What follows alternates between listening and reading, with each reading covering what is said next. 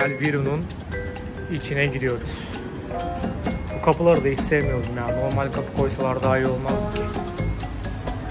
Evet, Otel Viru'nun içine girdim. Sovyetler Birliği'nden kalma eski bir otel. Tallinn'de, Estonya'da renove edilmiş. Aynı. 1970 yılında yapılmış Sovyet döneminden kalma bir otelin lobisindeyim ve Sovyetler Birliği zamanında Rus İstihbarat ve gizli servisi KGB'nin çok önemli bir merkezi. Çok enteresan hikayeler var. Bu otel neden önemli? Bu otel 22 katlı ve otelin 23. katında KGB'nin gizli odaları var. Neden gizli odaları buraya kurmuşlar diyorsanız hemen anlatayım. Çünkü bu otel sadece Sovyetler Birliği'ne, Tallinn'e gelen 1970'lerde yabancı misafirleri kabul ediyor. Ve bu misafirler ne amaçla geldiği KGB ajanları tarafından casuslukla takip ediliyor. Ve bütün operasyon, KGB'nin bütün operasyonu bu otelde geçen o 22. kat olarak bilinen otel aslında 23 katlı ve aradaki çatı katında bu odalarda KGB ajanları faaliyetlerini gösteriyor. Ve acaba hangi ajanlar şu an bulunduğum koltuklarda oturdu, alanda oturdu lobisinde, hangi ünlüler girdi buraya, ne amaçla geldiler, ne olaylar döndü biliyorsunuz. Soğuk Savaş dönemi, Amerika'nın kapitalizmi, Sovyetler Birliği'nin dünyaya komünizmi yaymak istediği bir soğuk savaş döneminde çok karanlık hikayeler var. KGB'nin çok karanlık hikayeleri var. Ve bu hikayelerin bazıları da şu an bulunduğum Otel Viru'da gerçekleşmiş. Ben de bugün bu odalara gireceğim ve size bu odaları aktarmaya çalışacağım. Bu odalarda casusluk yapılırken ne tarz teknolojik ürünler kullanılmış, yani o zamanın teknolojisiyle bugüne karşılaştırdığınızda bugünkü James Bond ajanlığına göre ne kadar ileriydi, ne kadar geriydi, bu tarz karşılaştırmaları da siz de bizzat görmüş olacaksınız. Bence çok ilginç. Acaba yaklaşık 50 sene önce nasıl casusluk yapıyordu KGB ajanları? Biliyorsunuz ki KGB dünyanın en iyi gizli servislerinden biri olarak kabul ediliyor. Ve o zamanın 50 yıl öncesinin teknolojisiyle çok müthiş casusluk faaliyetleri, operasyonları yaptıkları literatürde geçiyor. Araştırırsanız görürsünüz. Ve otelin çatı katındaki KGB ajanlarının odasına girip rehberimizin anlatımıyla ne tarz hikayeler bu otelde olmuş, ne tarz casusluk faaliyetleri yürütülmüş sizlere aktaracağım. Videoyu sonuna kadar izlemeyi unutmayın arkadaşlar. İlginç bir video olacak. Hadi bakalım birazdan ajanların faaliyet gösterdiği, KGB ajanlarının faaliyet gösterdiği gizli odalarda görüşürüz. Eski zamanlarının fotoğrafları var. Bakın. Tam Sovyetler Birliği şekli değil mi ama? Yapı, mimari, pencereler, dar pencereler, alçak tavan. Otel Viru. Bu babuşka kimmiş acaba ya? Burada Otel Viru'ya gelen ünlü isimler var. Elizabeth Taylor gelmiş, Jennifer Rush, Ron Moss, American actor, Russian singer Alla, Apollo Creed gelmiş. Wow! Ne kadar enteresan. Eski Rus kozmonotlar, dünyanın ilk kadın kozmonotu Valentina Tereskova gelmiş, bu otelde kalmış. Din adamları gelmiş. Bakın Disney'den bir mesaj var. Walt Disney'den. Çok ilginç karakterler, ünlüler gelmiş, bu otele kalmış. Ben de merak ediyorum açıkçası. Acaba Vladimir Putin bu otele gelip bu otelde KGB ajanlık faaliyetlerini göstermiş midir? It's meant for the Western tourists. He was afraid of everything West. Also, Soviet Union, the state was afraid of the tourists from the West. And that is why always in this kind of hotels also KGB had to be present.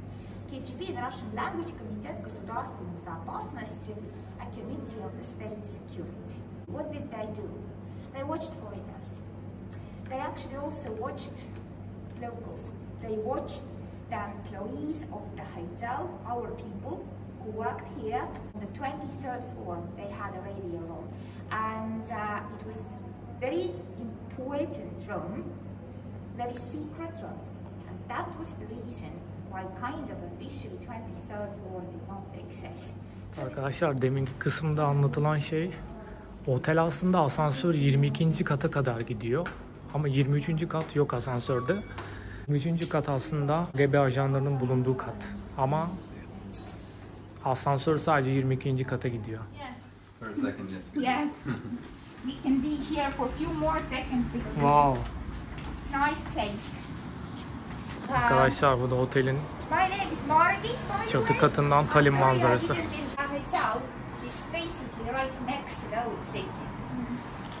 Oteli öyle güzel yere yapmışlar ki tam eski şehir manzarası var. Ve Sovyetler Birliği'nin batı yüzünü göstermeye çalışmışlar. Bu gördüğünüz de 23. kattaki KGB ajanlarının bulunduğu odanın penceresiymiş. Radyo odasıymış, radyo odası. They left. So these people came, they looked all different. And we envied them. And Soviets did not want our people to feel that, you know, these bloody capitalists were somehow better than our Soviet people in our wonderful Soviet country. KGB watched all the visitors in a way.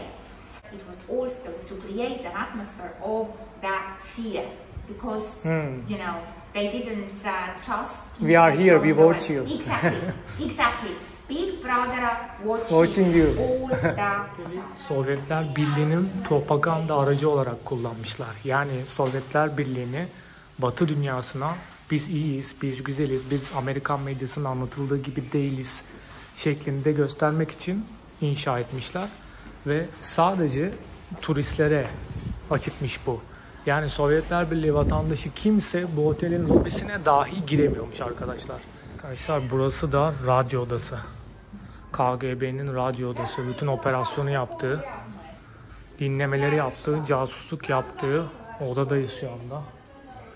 Bütün cihazlar kullandıkları 50 sene önceki teknolojide. Bakın bu bir mikrofon. İletici, radyo iletici, radyo alıcı, uzaktan kumandalı radyo alıcı. Bu gördüğünüz kırmızı olan kayıt cihazı, küçük kayıt cihazı diyor şu kırmızı olana. Küpe şeklinde mikrofon, gizli, casus. Koku da Sovyet zamanı. This huge cupboard.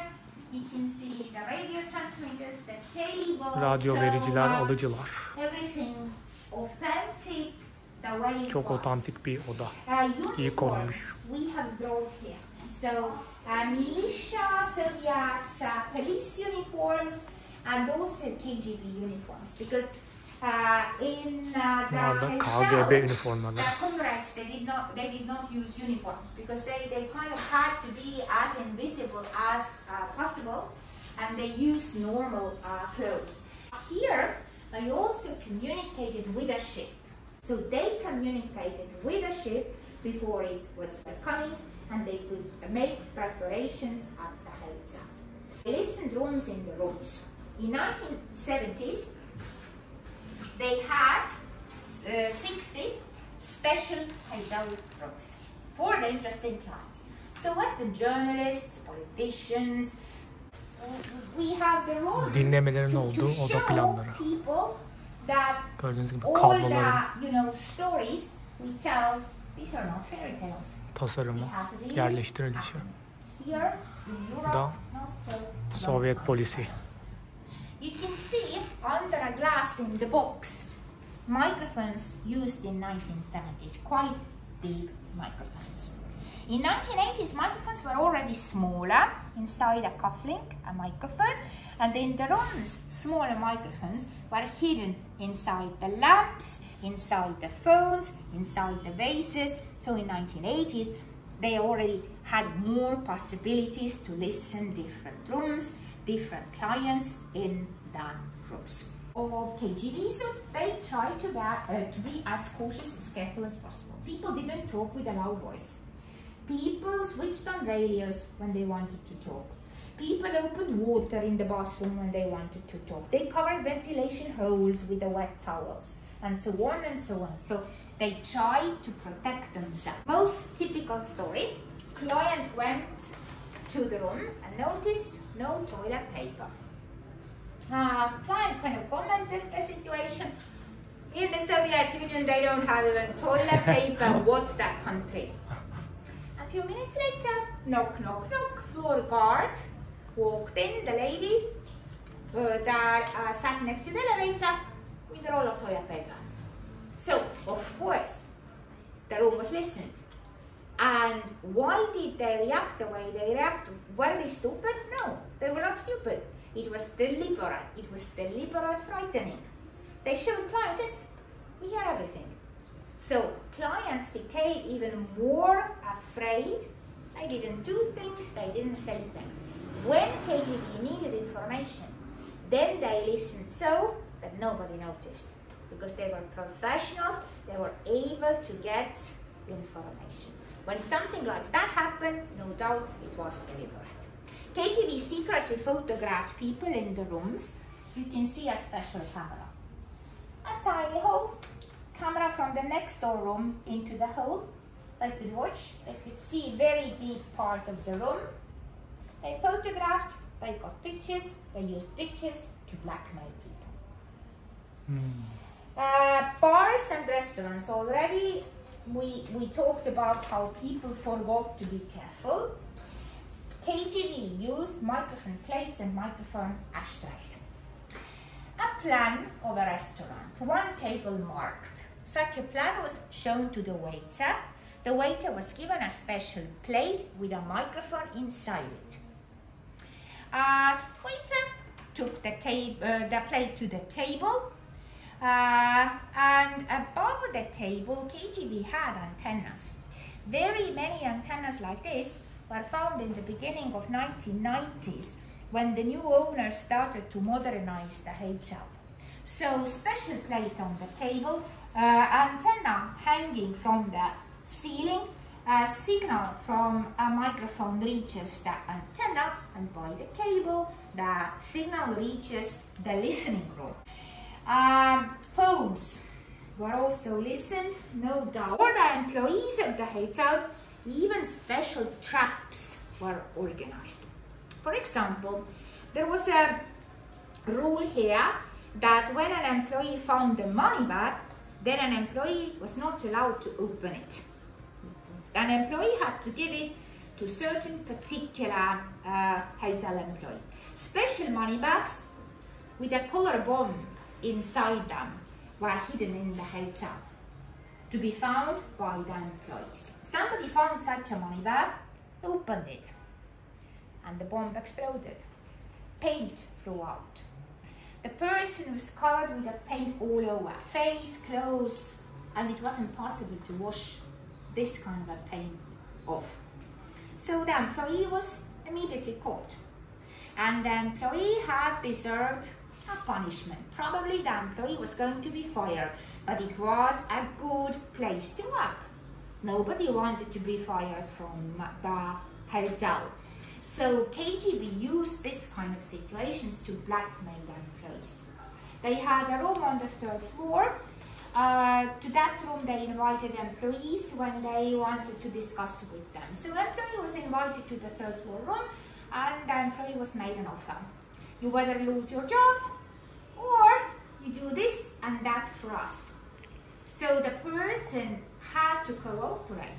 And basically, if a person cooperated once, then the person had to cooperate forever. Because nobody wanted the others to find out that the person had cooperated. It was a shame. So they had technical devices. They had people working for them. Plus, they had created this very special atmosphere. Everybody was afraid, and this was how they kept the system alive. And they were quite successful for quite a long time. But of course, it all needed a lot of money. And basically, Soviet system collapsed because of the financial problems. They just didn't have enough money anymore to kind of keep it all alive. Revolutions, all kind of demonstrations, and finally it all collapsed. It is kind of a typical story of dictatorship. Usually, eventually, they end up like that.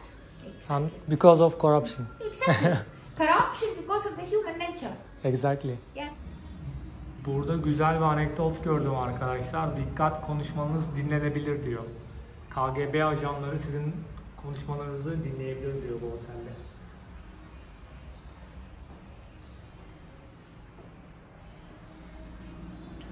Burada da yine bir komiklik yapmışlar. Better be an informer for TripAdvisor than for the KGB. Yani KGB için çalışacağınıza TripAdvisor, yani gezginlerin platformu olan TripAdvisor için çalışın diyor. KGB için çalışmayın diye böyle bir komiklik yapmışlar. Bir sonraki videoda görüşmek üzere diyorum. Kendinize iyi bakın. Demeden önce lütfen bu tarz içeriklerin gelmesini istiyorsanız, dünyanın farklı coğrafyalarında, farklı ülkelerinde ilginç hikayeleri size aktarmamı istiyorsanız, bana destek olmanız açısından lütfen videoyu beğenmeyi ve şuralardan bir yerlerden de kanalıma abone olmayı unutmayın arkadaşlar. Desteğiniz çok önemli. Bu beni motive edecektir. Şimdilik bu kadar diyorum. Bir sonraki videoda görüşmek üzere. Hoşça kalın. Kendinize iyi bakın arkadaşlar.